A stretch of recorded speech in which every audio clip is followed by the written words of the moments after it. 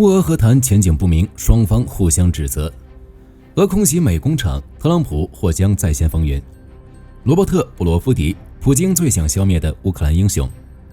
俄精锐部队互相开枪，诈骗国防部。前线崩溃，俄士兵为避战摧毁自家装备。普京的阳谋对欧洲进行舆论渗透。北约备战，立陶宛推出3层防御系统。美国新武器抵乌，可远程打击俄本土。火箭鸟登场，远程打击直捣俄罗斯腹地。朝鲜半岛再起争端，30多朝鲜士兵越境。精彩资讯马上开始。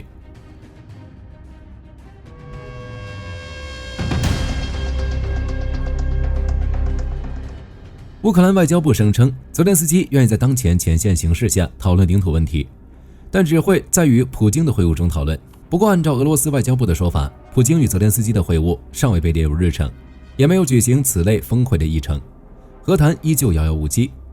另一边，特朗普也态度不明，只是观察乌俄和谈进度，没有进一步的举动。不过，一件事情的发生彻底改变了这种现状。在和谈问题上，乌俄双方各执一词。泽连斯基愿意与普京讨论领土问题，但不会将自己的土地拱手让给俄罗斯，只是和谈的时间一直未定。于是泽连斯基指责俄罗斯拖延和谈，试图避免会面。俄罗斯则表示，乌克兰似乎对长期和平不感兴趣，指责基辅寻求的安全保障与莫斯科的要求完全不符。很明显，俄罗斯这就是在拖延时间，通过一系列乌克兰不会接受的条件阻碍和谈进程。只是不管真实情况如何，结果就是和谈毫无进展。对此，特朗普很不高兴。华盛顿邮报报道，特朗普暗示他将暂停为推动乌克兰和平协议努力，对乌俄和谈毫无进展表达了不满。按照特朗普的话来说，我对这场战争的任何方面都不满意，完全没有满意的地方。对于特朗普来说，普京也见了，泽连斯基见了，欧洲领导人也见了，当时说的好好的，但这些家伙回去后立刻将他的话当成耳旁风，没有带来任何进展，不满意也很正常。也正因如此，特朗普又把制裁掏出来了，表示将在2周内就这场冲突的未来走向做出一项重要决定。2周这个时间算是特朗普经常使用的表述，并不是准确的时间，而是表明稍后再做决定。大意就是，如果再过一段时间，乌俄领导人没有直接会晤，我就要动手了，可能是加大规模制裁或大规模关税，或者两者都有。怎么说呢？狼来了都知道吧，这种事情一多就没意思了。对于俄罗斯来说，上次说的2级制裁现在已经没影了，火力军不对此抱有太大希望。至于大规模关税，很明显是针对欧洲。就特朗普的态度来看，现在是处于观望阶段，绝对中立。不过一件事情的发生彻底改变了这种现状，那就是俄空袭美国工厂。在8月20日到21日夜间，俄罗斯向乌克兰发射了574架无人机和40枚导弹，这是7月中旬以来最多的一次。在这次袭击中，俄罗斯还炸毁了一家美国工厂。据彭博社报道，当地时间8月21日凌晨4时40分左右，2枚俄罗斯巡航导弹击中美国伟创力公司设在乌克兰穆卡切沃市的厂房。此次袭击引发大规模火灾，造成至少15人受伤。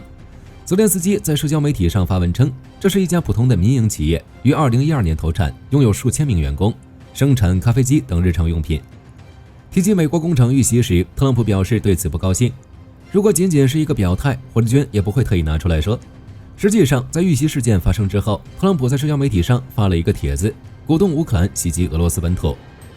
帖子的意思就是，不攻击侵略国就想赢得战争非常困难，甚至是不可能的。这就像体育界一支优秀的球队，防守出色却不被允许进攻，根本没有获胜的希望。乌克兰和俄罗斯就是如此。之后还顺带批评了一下拜登，只是一味地要求乌克兰防守。稍微分析一下，我们就能得出几个结论。第一，指责俄罗斯是侵略国，这还是特朗普第一次这样定性俄罗斯。第二，为乌克兰鸣不平，暗示要为乌克兰提供进攻性武器，袭击俄罗斯本土。第三，黑拜登，还是那句话，如果他当时是美国总统，乌俄根本就打不起来。在乌俄问题上，第一个结论可以直接忽略，即使特朗普将俄罗斯定性为侵略国，那也是毫无意义的。重点还是第2条，攻击俄本土。特朗普这应该是在给普京施压，如果不同意停火，后果会很严重。不排除美国向乌克兰提供进攻性武器，让乌克兰袭击俄罗斯本土。这点其实挺重要的。根据《华尔街日报》的报道，自今年春季末以来，美国防部高层审批程序一直阻止乌军使用 ATACMS 打击俄本土目标，暴风阴影也无法使用。极依赖美国提供的目标数据。特朗普态度改变，情况或许会变得不一样。乌军无人机的袭击导致俄本土炼油厂、后勤运输枢纽等设施遭受重大损失。这还是在有限制的情况下，如果美国放开限制，俄罗斯的损失将进一步扩大，从而逼迫普京和谈，并就领土问题做出让步。当然，即使美国不放开限制，俄罗斯的损失也在一步步提升。在乌军的反击下，核电厂惊现大火，莫斯科机场已瘫痪。在罗斯托夫地区，新沙赫金斯基石油厂的大火已经燃烧了3天。8月21日，乌军无人机袭击了新沙赫金斯基石油厂16个油箱的所在地，发生了大约5次爆炸。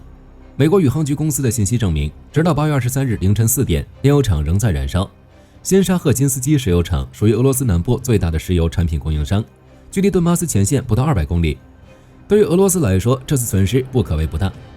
在8月24日凌晨，乌军对俄本土发动新一波打击，成功突破俄军防空网。俄罗斯核电厂燃起大火，莫斯科、圣彼得堡的多个机场瘫痪。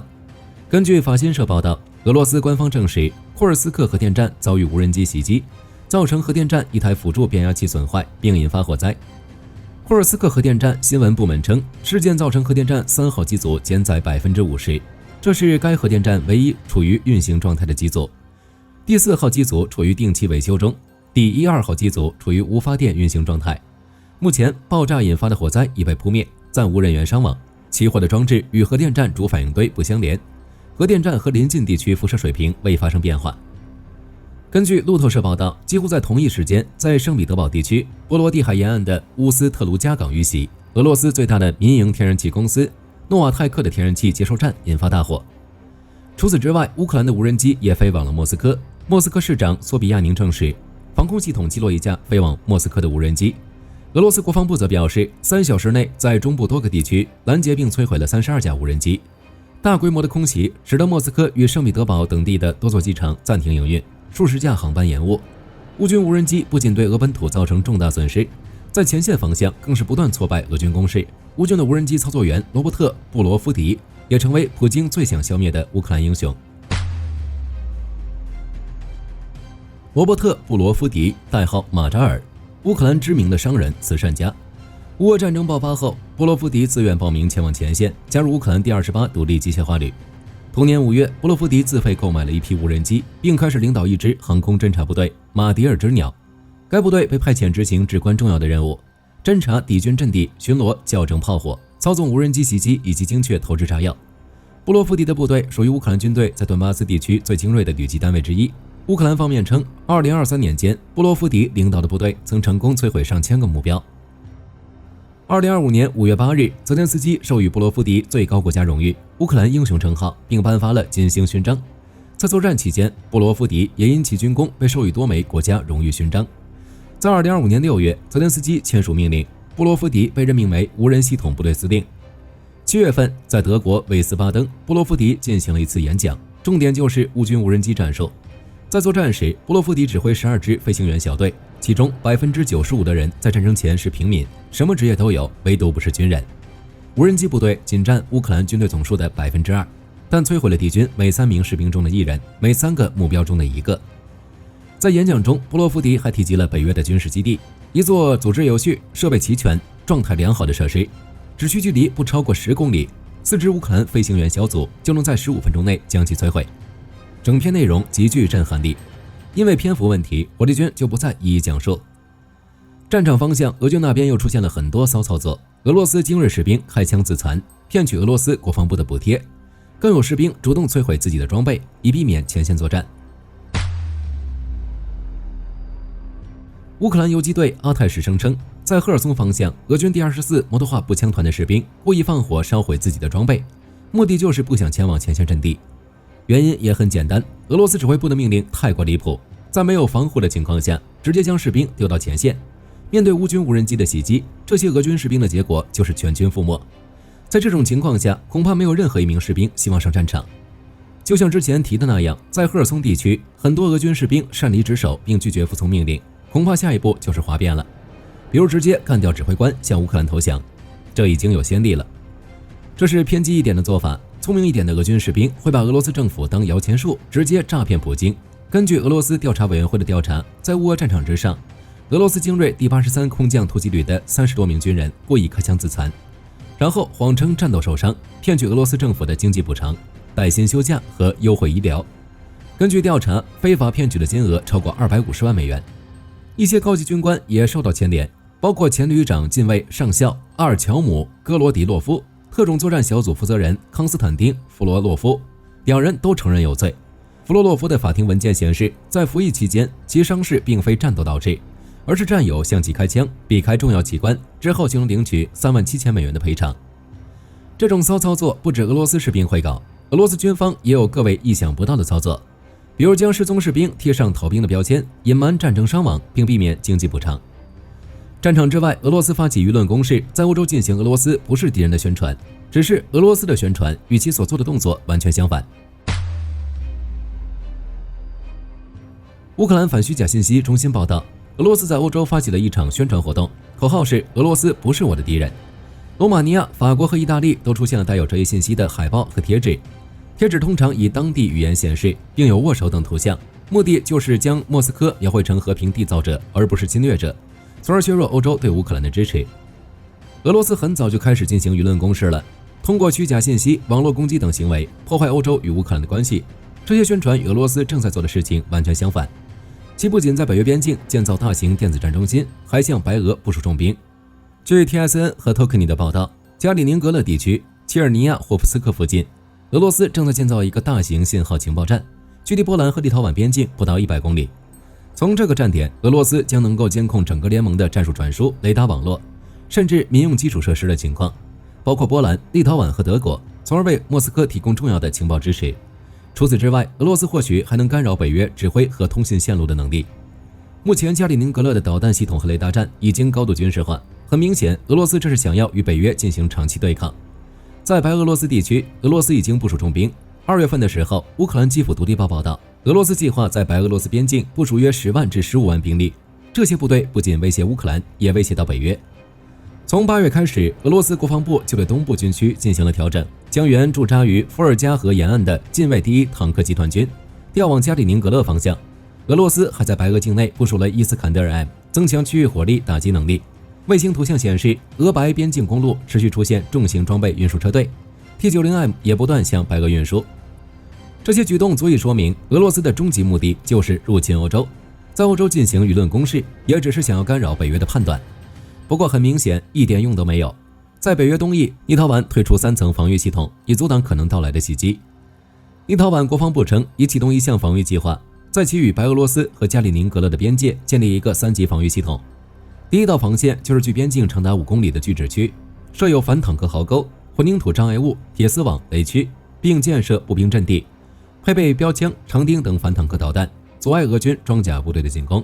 第二道防线则是通过地道、桥梁等减缓俄军装甲部队的速度，立陶宛机械化步兵的战车、火炮对其进行伏击。第三道防线则是城市和关键设施之前的最后干扰区，将民用基础设施快速转变为防御阵地，使用海马斯无人机与电子战系统对俄军进行远程打击。乌俄战争爆发后，波罗的海地区已经不再安全，苏瓦乌基走廊成为北约的防范重点。如果俄罗斯与北约爆发冲突，该地区就是战场第一线。据消息人士称，这是北约最脆弱的地点之一，必须加强防御。该防御系统将于2025年年底建设，德国、丹麦和捷克也将为立陶宛提供支持。在对乌支持方面，美国公布了新消息，向乌克兰出售 ERAM 巡航导弹。华尔街日报报道，特朗普批准向乌克兰出售3350枚 ERAM 导弹。这些导弹原本是拜登批准的对乌军援，专门为乌克兰研制的廉价远程制导武器。特朗普将其出售给了乌克兰，当然由欧洲国家付款。ERAM 导弹2024年开始研制，按照当时公布的性能，导弹必须以227公斤炸弹为基础，飞行距离至少为400公里，最高速度不低于 0.6 马赫，属于一种空射廉价巡航导弹。就火力军来看，大概率相当于巡航导弹版的 GDAM， 普通无制导炸弹加装微型喷气发动机、制导组件和控制系统的滑翔弹翼。这3350枚 ERAM 导弹预计将在6个月内交付。借助 ERAM， 乌克兰空军可以打到莫斯科和斯摩棱斯克等地，覆盖大部分俄罗斯西部地区。不过需要注意的是，部署使用需要美国授权。换句话说，乌克兰攻击哪些目标，实际上由美国说了算，不像制导炸弹那样可以自由使用。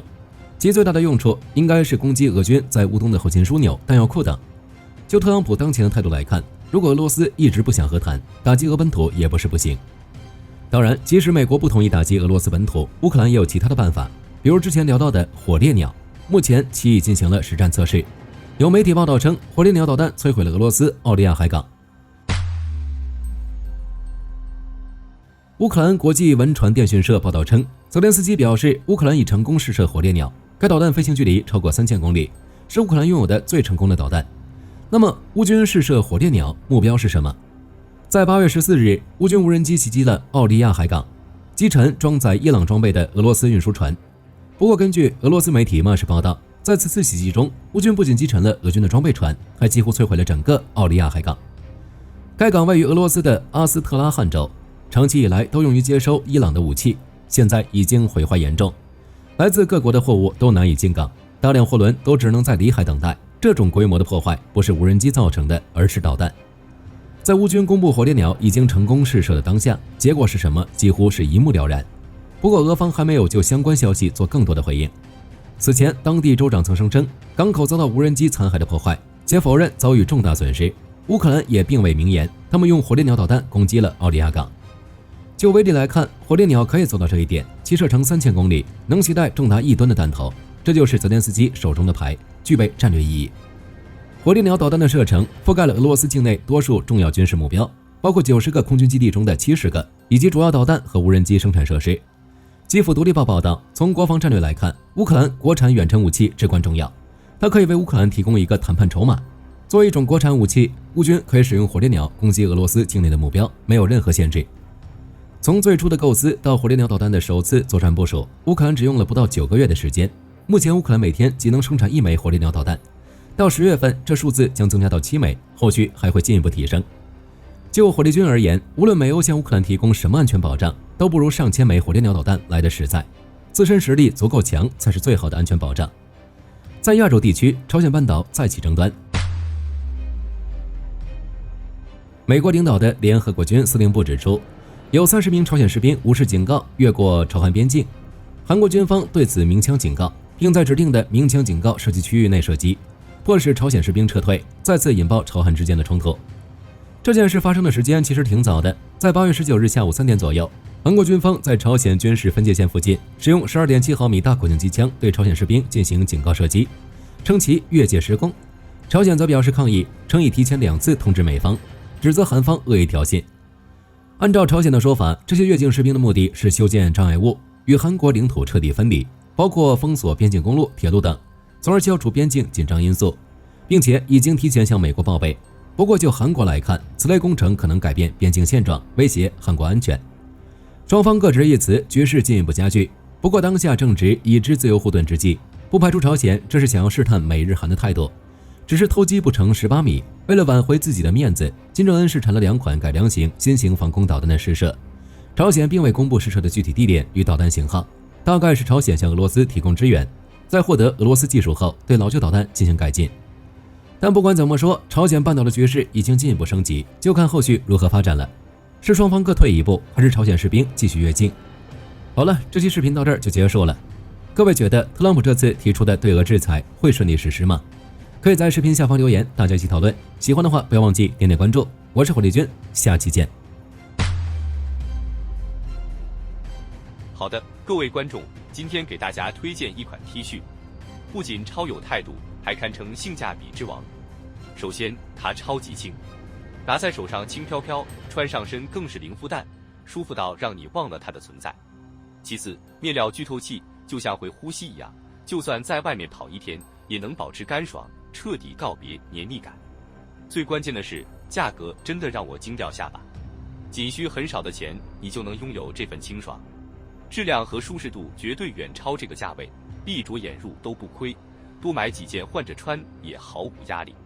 链接已经给你们上了，这种宝藏 T 恤手慢无，赶紧去抢。